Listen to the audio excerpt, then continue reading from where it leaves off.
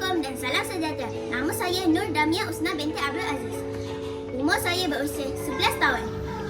Hari ini kami akan menceritakan tentang bengkel TV PSS di Sekolah Si Putih. Assalamualaikum warahmatullahi wabarakatuh. Nama saya Ariana Amani binti Hafizuddin. Saya berumur 11 tahun. Selamat pagi dan salam sejahtera. Nama saya Armela Abadi, anak Rupas Abadi Dapi Tepulu.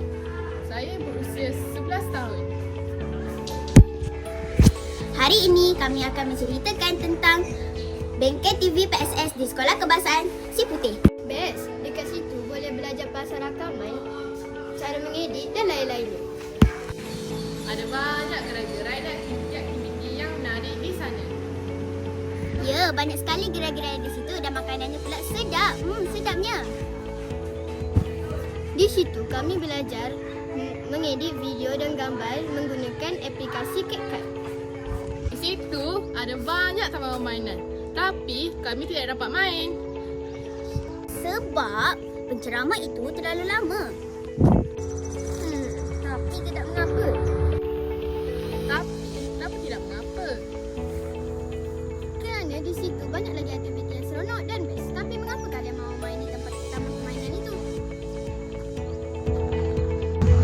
Kerana tempat permainan itu membayar menggunakan duit kupon dan tempat itu menjimatkan duit wang kita.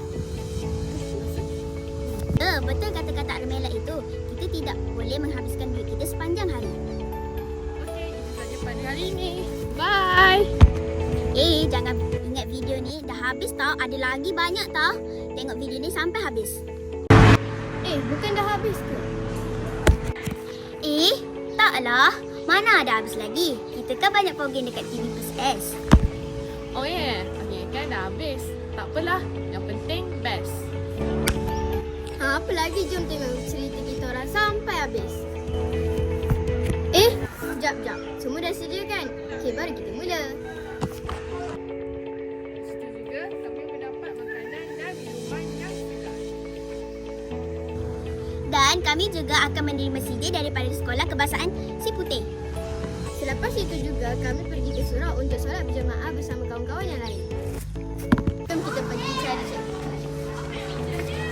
Mana cikgu? Ya, tanya apa? Apa pendapat cikgu pasal TV PSS Sekolah Cakapten? TV PSS. Okey. Sebelum tu cikgu nak tanya TV PSS tu apa? TV PSS adalah satu projek inovasi untuk menghasilkan kandungan pembelajaran berbentuk video oleh murid. Oh, maksudnya murid buat video.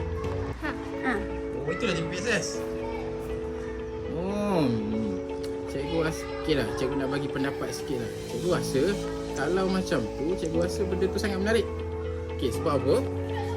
Murid akan berkarya dalam bentuk video dan kemudian pastinya video tu akan naik ke dalam media sosial kan?